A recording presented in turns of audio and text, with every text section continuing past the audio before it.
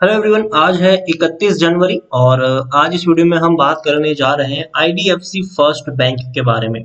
देखिए 47 रुपीज का ये शेयर है और इसके क्वार्टर 3 के नतीजे आ चुके हैं।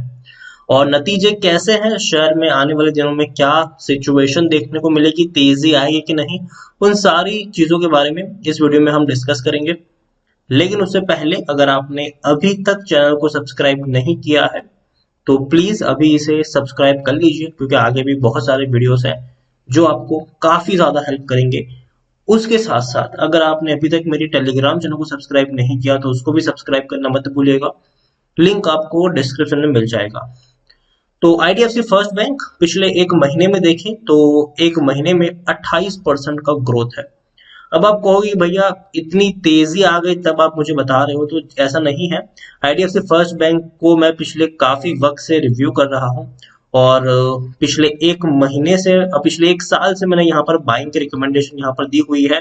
देखिए 3 साल का अगर मैं आपको ग्राफ दिखाऊं तो ये वो वक्त था जहां पर मैंने आपको कभी भी नहीं कहा कि आपको आईडीएफसी फर्स्ट बैंक में खरीदारी करनी चाहिए।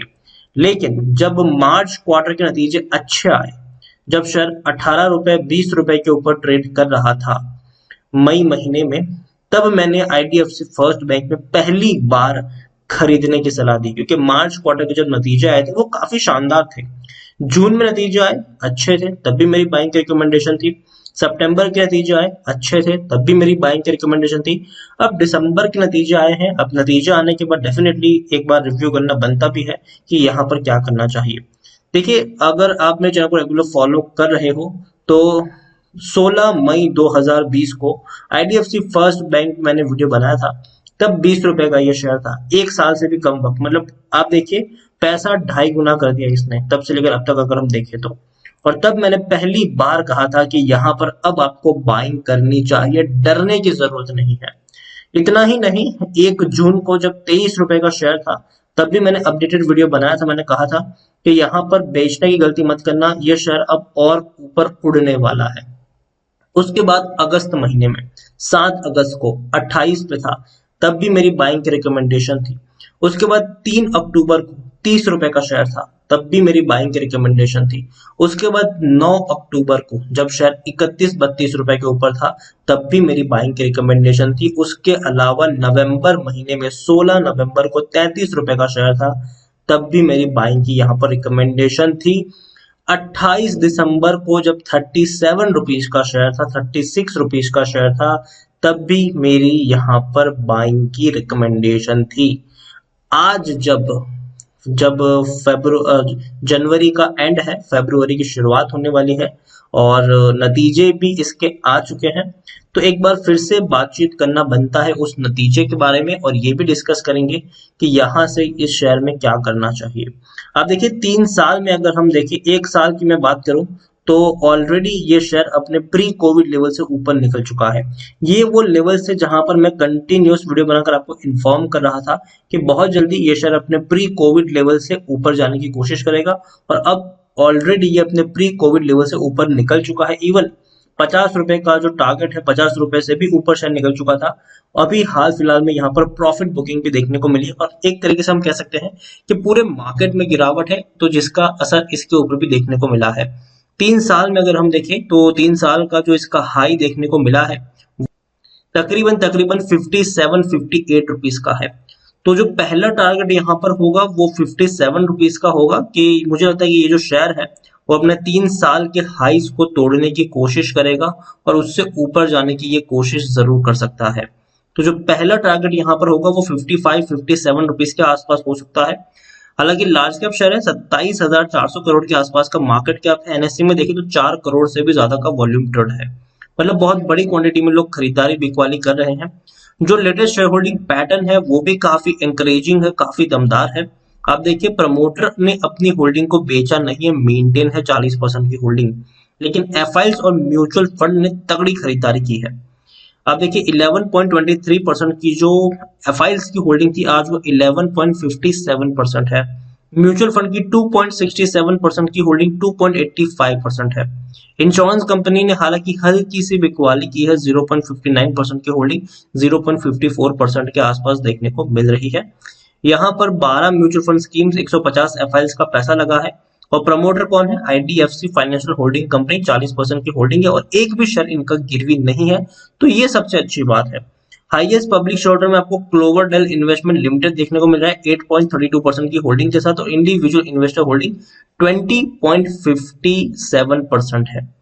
देखिए छोटा सा शेयर डिविडेंड पेइंग शेयर हुआ करता था, लेकिन 2018 के बाद इन्होंने 2019 और 2020 में डिविडेंड पे नहीं किया है। अब यहाँ पर हम बात करते हैं आईडीएफसी फर्स्ट बैंक में। अगर हम देखें तो टेक्निकल रेटिंग अगर इनकी अभी भी शानदार है, तेजी के अभी भी संकेत है, शेयर यहाँ से और ऊपर तक जा भी सकता है। According to Moneycontrol user 92% लोग खरीदारी करने की सलाह दे रहे हैं, जबकि 8% लोग बेचकर निकलने की भी बात कर रहे हैं। यहाँ पर अब मैं बात करूंगा इनके क्वार्टरली रिजल्ट्स की। तो सबसे पहले बात करेंगे रेवेन्यूज की। रेवेन्यू अगर आप देखेंगे तो 4000 करोड़ के आसपास के रेवेन्यूज हमें इसके देखने को मिल रहे हैं पिछले 5 क्वार्टर में। इस बार जो क्वार्टर के रेवेन्यू आए हैं दिसंबर क्वार्टर के, तो रेवेन्यू अगर मैं आपको दिखाऊं तो तकरीबन the total income during the quarter rose 4700। देखिए 4700 करोड़ तक के इनके रेवेन्यूज है, इनकम्स देखने को मिली है। तो जो 4000 करोड़ के आसपास के रेवेन्यूज थे तो उसको भी बीट किया है, उससे बेहतर रेवेन्यू आए हैं और जो प्रॉफिट हुआ है वो सबसे बेहतर है यहाँ पर। और ये मुझे अच्छी चीज लगी। देखिए पिछले कुछ को अगर आप दिसंबर 2019 से पहले की बात करेंगे तो अच्छे प्रॉफिट नहीं थे। अब देखिए सितंबर 2019 में 675 करोड़ का लॉस था, उसके बाद दिसंबर में 1631 करोड़ का लॉस हुआ और यहां तक मैंने कभी भी बाइंग की सलाह नहीं दी। लेकिन जिस दिन इसके मार्च 2020 के रिजल्ट सामने आए और इस बैंक ने 76 करोड़ का प्रॉफिट कमाया, तब मैंने कहा था कि अब इसमें एक टर्न अराउंड देखने को मिल सकता है, अब आप यहां पर बाइंग कर सकते हैं। उसके बाद जब जून में 100 करोड़ का प्रॉफिट आया तब डेफिनेटली मैंने और भी कहा था कि अब यहां से और बड़ी रैली आएगी। सितंबर में 109 करोड़ का प्रॉफिट, मतलब देखिए क्वार्टर दर क्वार्टर ग्रोथ है। पहले 75 करोड़, फिर 100 करोड़, फिर 109 करोड़ और इस बार जो प्रॉफिट हुआ है वो तकरीबन 130 करोड़ का हुआ है। तो ये अच्छी बात है। किसी भी बैंकिंग शेयर में, फिर किसी भी कंपनी में जब आपको क्वार्टर दर क्वार्टर ग्रोथ देखने को मिलता है तो ये बहुत अच्छी बात है। और ये मैंने आपको पहले भी कहा था कि ऐसा नहीं होगा कि किसी एक क्वार्टर में एक बड़ा सा आपको प्रॉफिट दिख जाएगा, बाद में शेयर नीचे, बाद में कोई बड़े प्रॉफिट नहीं होंगे। ये एक अच्छी निशानी होती है किसी भी स्टेबल बैंक की, किसी भी स्टेबल कंपनी की, कि आपको धीरे धीरे इनके प्रॉफिट्स में बढ़ोतरी देखने को मिलती है। और आईडीएफसी फर्स्ट बैंक ने पिछले कुछ वक्त में अपने आप को काफी हद तक चेंज किया है। बैंक्स ने एक के बाद एक बढ़िया डिसीजंस लिए हैं, चाहे वो इनका क्रेडिट कार्ड का बिजनेस हो। और क्रेडिट कार्ड को लेकर तो भैया वाकई में इन्होंने कैसे कि बहुत ही बड़ा गेम खेला है कि काफी सारे डिस्काउंट प्रोवाइड करवा रहे हैं। क्रेडिट कार्ड बिजनेस में एंट्री इनकी हो रही है, काफी ज्यादा डिस्काउंट पे ये दे रहे हैं और life time free of charge आपको क्रेडिट कार्ड मिल रहा है विदाउट कोई चार्जेस के। उसके अलावा ये जो एफडीज वगैरह जो होती है, फिक्स डिपॉजिट जो होती है, उसमें भी जो इनके इंटरेस्ट रेट्स है वो भी बेहतर है और इवन बाकी बैंकों से काफी ज्यादा अच्छे रेट्स में आपको एफडीज में पैसा भी मिलता है। तो ये अच्छी बात है। और इवन इन्होंने जो खर्चा किया है ब्रांडिंग के ऊपर वो भी काफी अच्छा है। अब देखिए अमिताभ बच्चन जी को ये लोग अपने ब्रांड एम्बेसडर के तौर पर लेकर आए हैं और अभी अगर आप देखेंगे तो हर चैनल पे आपको इनकी एडवर्टीजमेंट भी चलती हुई देखने को मिल जाएगी। आईडीएफसी फर्स्ट बैंक देखिए उतार चढ़ाव इसमें आते रहेंगे, ऐसा नहीं होगा कि शेयर आपको बिल्कुल स्ट्रेट अवे ऊपर जाता हुआ देखने को मिल जाएगा। ऐसा देखिए इससे पहले भी तेजी आई थी, गिरावट आई, तेजी आई, गिरावट आई, तेजी आई, गिरावट आई, तेजी आई, गिरावट आई, तेजी आई, फिर गिरावट आई, फिर तेजी आई, फिर गिरावट आई, फिर अभी तेजी आई है, अब फिर से गिरावट आई है। लेकिन यहाँ से दोबारा तेजी की तरफ से आगे जा सकता है।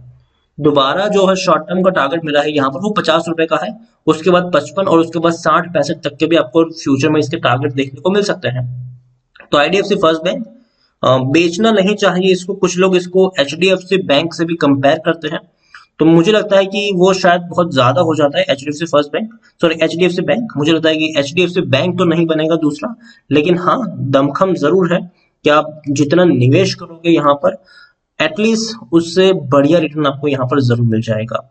तो ओवरऑल मैं कहूंगा कि आईडीएफसी फर्स्ट बैंक जरूर मुझे इस प्राइस पर भी ये शेयर सस्ता लग रहा है, और क्वार्टर दर क्वार्टर इसकी अच्छी परफॉर्मेंस देखने को मिली है, और डेफिनेटली शेयर आने वाले दिनों में और बढ़िया तरीके से परफॉर्म भी कर सकता है। तो नजर रखें इनके ऊपर, और टुकड़ों में खरीदारी भी कर सकते हैं, डरने की कोई इतनी ज्यादा जरूरत नहीं है। लॉन्ग टर्म के लिए इसको होल्ड करके रखिए, अगेन शॉर्ट टर्म में कुछ नहीं होगा, लॉन्ग टर्म में यहाँ पर पैसा जरूर बनेगा। तो लॉन्ग टर्म के लिए होल्ड करें, 2-3 साल के लिए इसको होल्ड करें, और डेफिनेटली आप जितना इन्वेस्ट करेंगे उससे अच्छा ही आपको यहाँ पर रिटर्न मिल जाएगा। तो वीडियो को यहीं पे एंड करूंगा। पसंद आया हो तो प्लीज लाइक करो, शेयर करो। चैनल पर अगर पहली बार आए हैं तो प्लीज सब्सक्राइब करें, और आईडीएफसी फर्स्ट बैंक के बारे में आप क्या सोचते हैं वो भी आप मुझे कमेंट में लिखकर बता सकते हैं। Thank you.